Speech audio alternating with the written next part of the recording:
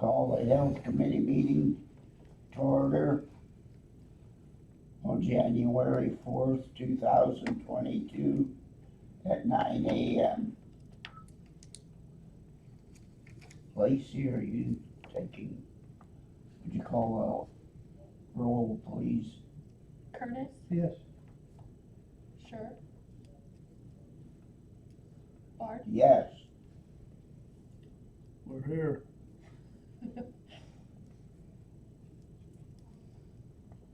Is there a motion to approve the agenda? I'll second. All in favor, aye. Aye. Opposed, same sign.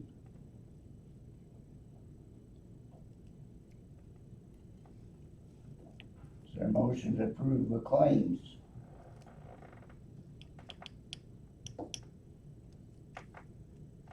I'll second All in favor, aye. it. Aye. Call the roll. Curtis? Oh, I'm sorry, I call the roll. Bard? Yeah, Sure. Yes.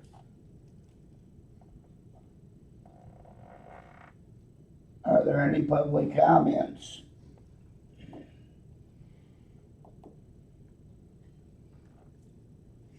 Animal control, Jill.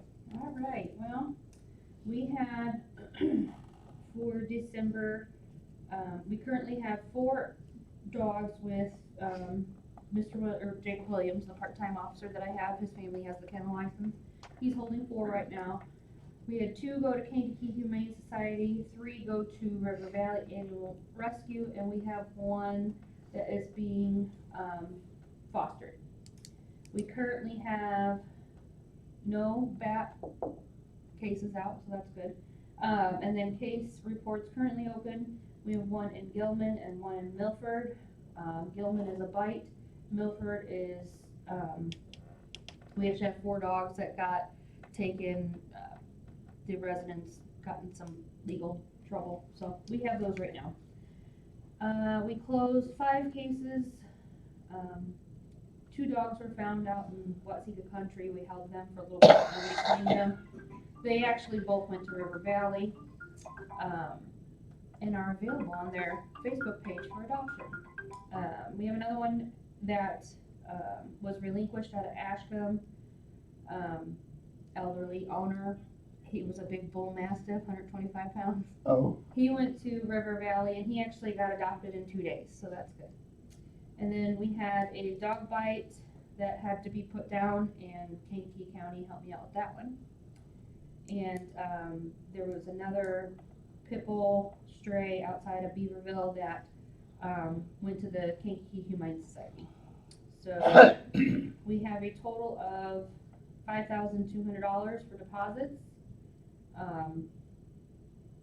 Again, I had Kankakee County Animal Control put down 1 dog for us. We had a relinquish that was already adopted. Dr. Updike with Ford County provided services for us with one of the dogs that was taken from Milford. It had like a bloody abscess in its ear, ended up being a tumor. At this time, we're not doing anything with it because I just sent certified letters out to the owner yesterday. And then, just as a reminder, animal control building bids are due on January 28th. okay. I have a question. Yes, sir. Barb Alford sent me some Facebook posts recently about a dog rescue facility in McLean, Illinois. Okay. Distance away, but I'm wondering if we're looking for a place to send some, if that would be worth investigating. I can definitely put that on our list. She could look probably give at. you information as to who to contact, Okay. so forth.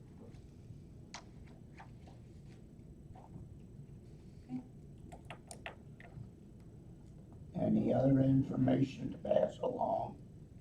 No, that's about it. Okay. Iroquois County Public Health Department, Mrs. Shippert, Good morning. good morning. I apologize for just walking in. as you know, it's a little hectic down there. And I've been on the phone half the morning. So I went ahead, we'll do the program summary report first this time. I went ahead and gave you a completed 2021 program summary report so you can look at the numbers throughout the year. And then here's the newest one with just December, which is the first month of our fiscal year. I'm gonna take those and pass them around. Thank you, dear. So as you can see, even though we were in the midst of a pandemic, and truly the majority of our focus at the health department was on COVID mitigation, surveillance efforts, mass vaccination, all those things. We still did our normal health department programs, and as you can see, in the month of December, we did 32 food sanitation inspections. We issued 114 permits. Some of those permits, because of the pandemic and because of some of the extra things, we did give a little leeway. Usually all the permits are due by December 31st, but we do have a few outstanding permits, and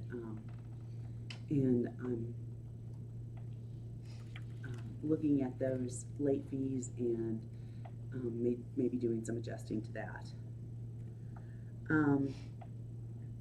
We had 3 boil orders in December, 1 plan submittal, one opening. We only did 10 water sample kits in December. Typically you do water samples on your wells in the summer, so that's kind of a low number for us. We did 15 new well inspections the month of December. We issued 7 permits. We issued 6 permits for sealed wells and did 4 sealed well inspections. We did 3 private sewage disposal inspections in December and issued 2 permits. 27 garbage waste hauler truck inspections were done during the month of December, and that's usually when we do those, is in December. Obviously we had no West Nile virus surveillance samples, so that's good. Those are done usually through October. We did 35 tobacco compliance inspections, issued 4 radon kits. All 4 of those came back with acceptable numbers. We investigated a sewage complaint. We did 1 body art inspection.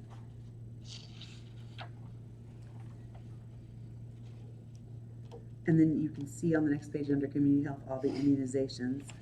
We did an additional 460 COVID-19 vaccinations in December. 3 pneumonia shots, 17 flu shots, 3 adult immunizations, and 14 childhood immunizations. Usually the childhood immunization numbers, go up right before school through October 15th, deadline for schools. We didn't have any animal bite investigations last month, and I think that's the first year ever, or the first month ever that I don't remember an animal bite, at least one. So Yeah, because this one's gonna fall in January. yeah, so that's kind of amazing, huh? Yeah. I was shocked. I said, "Are you guys sure that we didn't have any?" Because I don't ever remember a month where we didn't have animal bite investigations. We did have 3 chlamydia cases, 604 cases of COVID-19, 1 COVID-19 outbreak in a residential facility, 1 gonorrhea case, 3 hepatitis C cases, 1 histoplasmosis case, a syphilis case, and you can just go down the list and look at the rest of them. But basically our numbers for other things other than COVID in December were not very high. Those aren't horrible numbers by any means. We still have an active tuberculosis case that we're working on, but we don't recount them. You know, once we count them, we never count any case twice. They're only counted in the month that the investigation has started, and whether that investigation goes on for months, they're only counted once. So we don't recount cases. All of our numbers are unduplicated. If you flip to the next page, you can see that, you know, the number of lead screenings that we did. We did 4 educational presentations. We issued 6 press releases in December. Had a new breast and cervical cancer program client. And then you can see the numbers that fall under that. We assessed 10 inmates at the jail. We served for the student health services. We served 1,442 children in the schools. Did 174 vision screenings, 32 re-screenings, and 17 of those kids were referred. We did 305 hearing screenings, 10 kids were re-screened, and 4 were referred for hearing referrals. And then if you look at our senior service numbers, we did the annual or need-based reassessments. We did 13. We added 7 new clients, did 7 nursing home pre-screens, and then the total number of clients on services right now through our CCU program is 183 seniors. So that's a lot. So we're still doing our normal stuff, besides all of the, you know, the COVID stuff. So do you have any questions on this report? Yeah, go ahead. You said you did 15 well inspections. Do you know how many of those were for new construction? Yeah, all 15 were new construction New wells. homes being built in the county. Or septics added to existing structures. Okay. So like if somebody has a pole barn and they're turning it into a man cave type thing where they're gonna put a kitchen, they put a septic in, yeah. So it's not necessarily a home, it could be That's what I was trying to get some idea of how many new homes are included. I can ask Ryan how many were actual homes and how many were other things besides homes. Okay. You know, sometimes people have a garage and they want to put a bathroom in that, so they hook a septic up. And I know of some of those out of this 15. So I can ask Ryan and get that number for you and find out how many new homes. We may find out at the next meeting. Okay. You probably will, yes. Do you have any other questions on the program summary report? That's just a brief overview of some of the things that we've been doing. Okay, to COVID-19. Okay, this last week was rough. So we had been averaging, you know, we went from averaging like 150, 160 cases the last few weeks. But this past week we had 238 new COVID cases, which actually is probably a little lower than I expected. We have had a total of 5,538 Iroquois County individuals who have had COVID. We have had 89 deaths associated with COVID. Now remember, I say this every meeting. Just because I say that they died with COVID doesn't mean they died of COVID. Okay? Some of these people have other underlying health conditions. But I will tell you this. We are seeing more and more healthy people with no underlying health conditions who are hospitalized and on ventilators than we have ever seen before. Younger people are dying, and it is sad. We had a young mother of 3 in was in very early 30s who had no underlying health conditions pass away. We had a 26-year-old young man pass away. We've got very young people who are becoming very sick. It is very sad. By far, what I see, and I see this every day, and I look at the numbers, and I'm here to present you facts, not my opinion. So the facts are that we are seeing more and more hospitalizations, and by far, those hospitalized who have serious health outcomes are the unvaccinated. The people who are vaccinated, who have some antibodies, tend to have milder cases of COVID. Vaccine doesn't necessarily prevent you from getting COVID, but it certainly prevents you from having serious health outcomes that last for a lifetime. And having some antibody level to help fight it off if you contract COVID makes all the difference in the world. And you just can't, argue those facts. You have all these people who are still anti-vax. Every day our county vaccination numbers do increase. We're giving vaccines Monday through Friday from 9 until 3:30 every day. We're pretty full over there, and we're still giving them. But the really sad part about it is taking more and more deaths and more people to become hospitalized and very ill, or to have lifelong health problems before their friends and family and neighbors will become vaccinated. Every single day someone says to us, I so wish I had listened and got vaccinated. And every day I ask people, why don't you? What really is the fear? And they say things like, I just didn't want the government to tell me what to do. I didn't want anybody to tell me what to do. I stood on this path in the beginning, and even though I've seen friends and family members and neighbors die,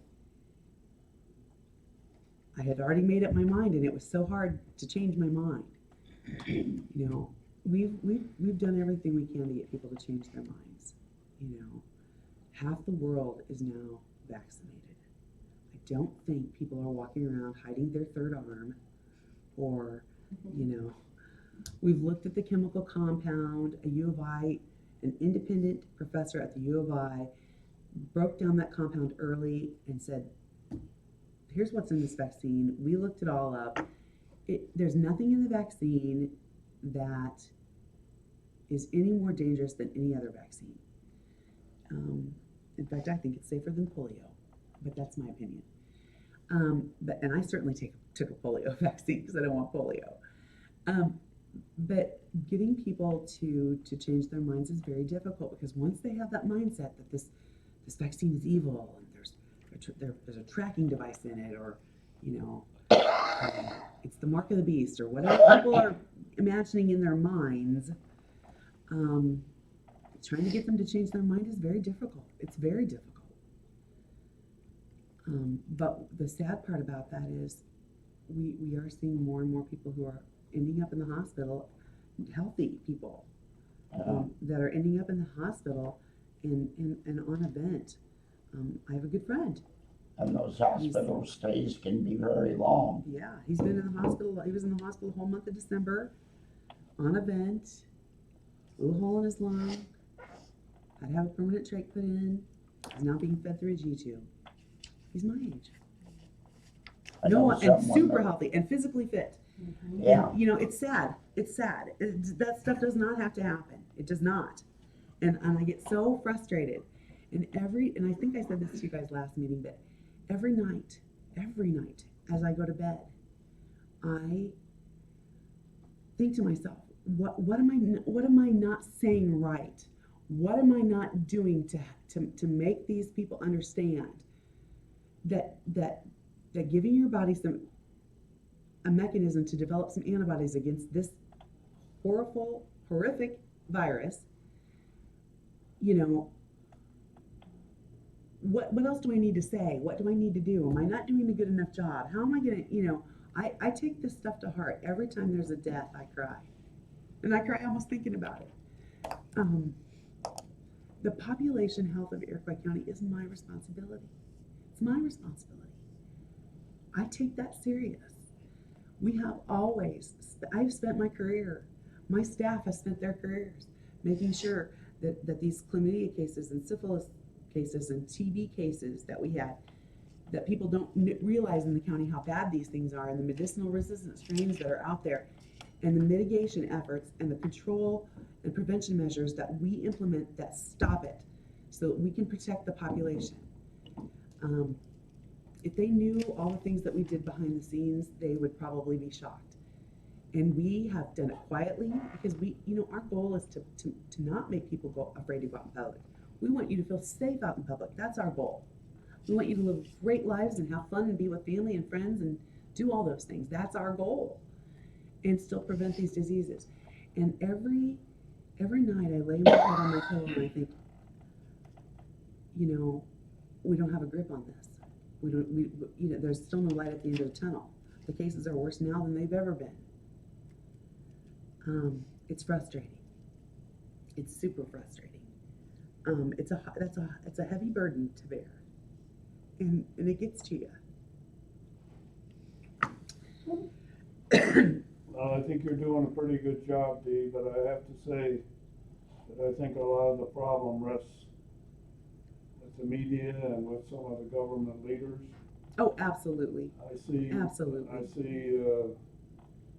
This morning I was looking at the news, and they're saying over in Great Britain that the virus is over. There are no more lockdowns, no more problems at all. And just a day or two before, they were talking about how it's rampant, and they change their mind every day, and it confuses people. There's no leadership that's consistent. No, this virus has been politicized to the point of insanity. I mean, really, it has. This should have always been treated as a virus and not a political pawn or a mechanism to control others, or to, the approach that was taken when this virus first emerged should have been an approach of a healthcare measure rather than a control measure.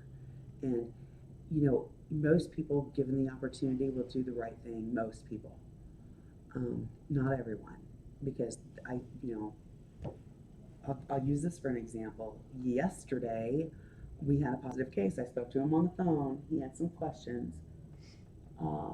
He just got his results yesterday that he was positive.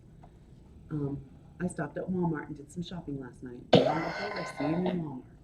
I live in this county. I grew up here. I've lived in Iroquois County my whole life. I know people. All I could do, I couldn't call him out in front of everybody because of confidentiality. All I could do was do one of these. I went and I pointed to the door and I thought, get out of here. At what point, you're never going to convince some people if they're sick to stay home. And he was sick too.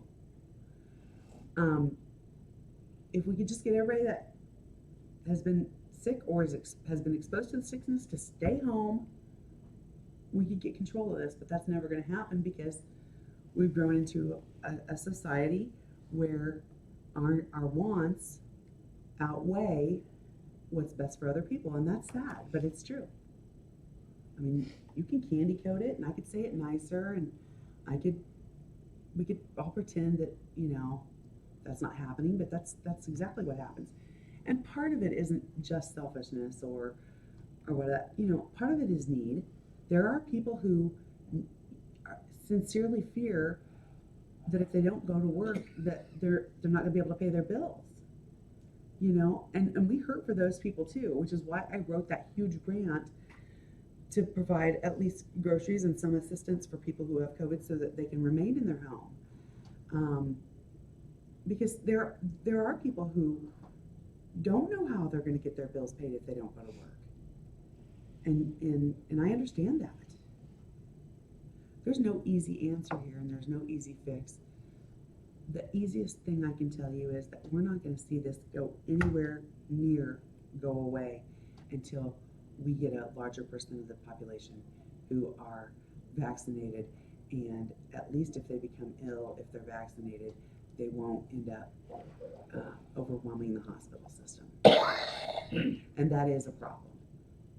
and I've said this to you guys before, but the biggest problem right now in the state of Illinois isn't really the COVID cases, it's that the hospital systems are overwhelmed and they have no open beds. So when your mom or dad have a heart attack or your brother has a car accident, there's no open beds for them. And the level of care throughout the state, everywhere, is substandard because they don't have the open beds. And that is a problem. That is a problem. You know, God forbid one of us in this room has a terrible car accident today, and they have no open beds for us, and can't do surgery on us, and you know, the outcome is not going to be the same as it was had you gotten immediate medical care. Riverside and St. Mary both filled up, are they? Every hospital is taxed right now. Jeez. I spoke with Michelle Fairley yesterday morning, and she said they were almost full. Yeah, every hospital. There are hospitals diverting now, you know, that just don't have any open beds. So, it is what it is. I think we know of several board members that are affected that way at the present time. Yeah, You're right, it's a very serious problem. it is a serious problem, you know, especially if you know, if my husband has a car accident today, or a truck accident, or an accident, he works for Ameren, if you know, gets electrocuted, God forbid, and they take him to the ER, I want somebody that can treat him. But their nurses and doctors are so busy right now, overwhelmed with trying to care for the COVID clients and people on ventilators, that those people aren't getting immediate care. And it's not the doctors or nurses' faults. I mean, they're doing everything they can. Well, I think the bottom line too to what you're pointing out is largely a lot of this, some irresponsibility on the part of the citizens, and you're always gonna have that situation existing. Not much you can do about it. I wish I had a better picture to paint for you today of what's going on in the county, but I don't. I think it's everywhere, yeah, not just our county, but it is. all the So- counties in all the states probably. Right now, Iroquois County residents age 65 and older, 78.46% of those are vaccinated. Iroquois County residents age 18 to 64, 49.62%, we're almost at half. Age 12 to 17, 28.75%, and ages 5 to 11, 6.9%.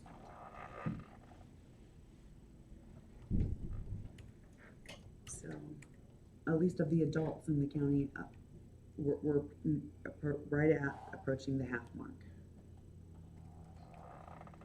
So, but that's nowhere near to give us herd immunity.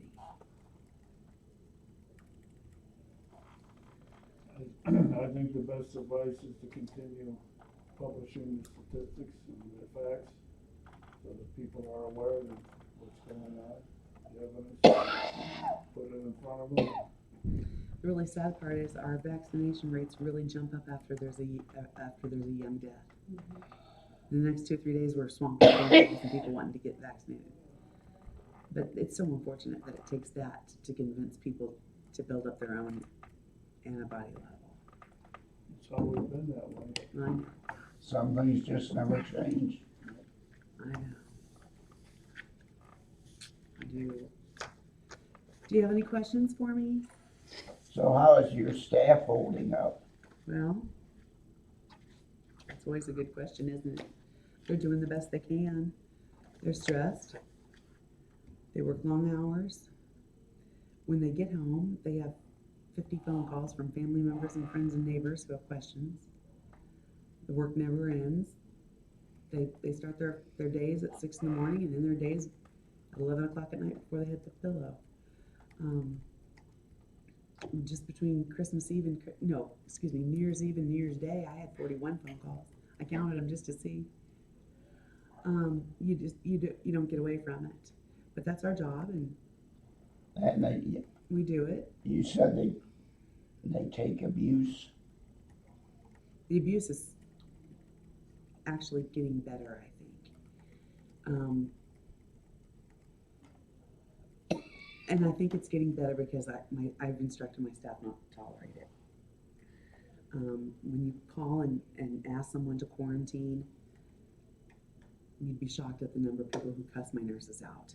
Yeah, They act like my nurses gave them COVID. They act like it's our fault. They take a lot of abuse. The abuse is kind of unimaginable. I've told you stories. yeah, Other health department administrators, have had some horrible things happen. Craig Bentema in Stevenson County actually was attacked, physically attacked, ran off the road by someone who had COVID, who was so angry that he was quarantined that he followed him out of the health department and got in his vehicle and tried to run him off the road. It was bad. Jared Welch from Adams County's children were both attacked. One of them was attacked on the school bus. The other one is a cheerleader, and cheerleading coach at school actually even attacked the child. And I don't mean just verbally. Monica Hendrickson, Peoria County Health Department, her home was vandalized. There was a protest in front of her home about quarantine and isolation, and they tore up her mailbox, painted her house, spray painted her house, tore up bushes, all kinds of things. She had to, call the police. It's not pretty out there. I've been lucky. I grew up in Iroquois County. I think a lot of people know me, know who I am, know my family members. I've gotten a lot of threats, but no one's come to my home threatening me. So I feel fortunate because I'm actually one of the few health department administrators who hasn't had a protest outside of my house. But I'm also, too, one of the county health department administrators who has not closed down a lot of places, businesses. And, I've said all along, if people don't feel safe going into a business, don't go. But I have no interest in hurting my own local economy either. So,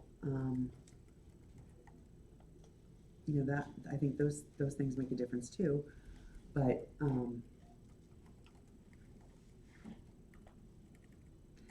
overall, I'd say, Roger, that the abuse is getting better than it was. that's good. Or we're getting harder, one of the two, and not letting it get to us so bad. Because, I reported to you months ago that every day someone's crying at the health department because they've just been, verbally attacked. It's not happening like it was because either it's not happening as much or we're just getting so used to it that it's not bothering us anymore. I don't know which is better.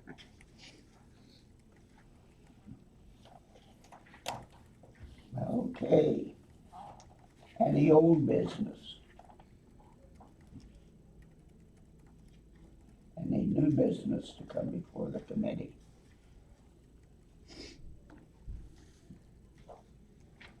I heard a motion for adjournment. Second. All in favor, aye. All opposed, same sign.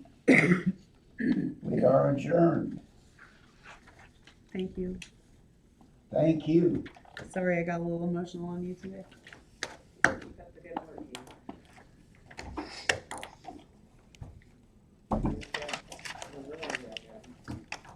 Yeah, I guess We're seeing Chad's more and more here. young people on ventilators, more and more young people dying. Makes you wonder if you're really doing a good job or not, We're trying. Let's see, Bob and Kurt aren't here yet, no. Never gonna convince some people to Bob and Kurt, stay home if they're, yeah.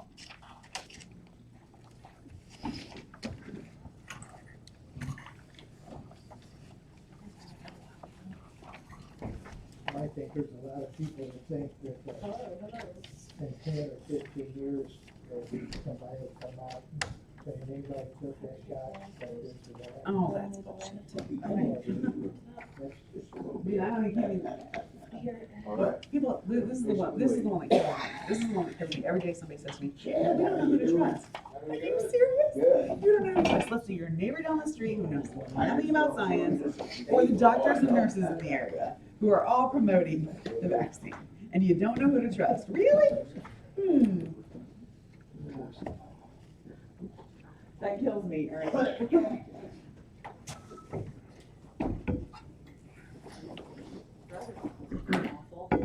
Huh?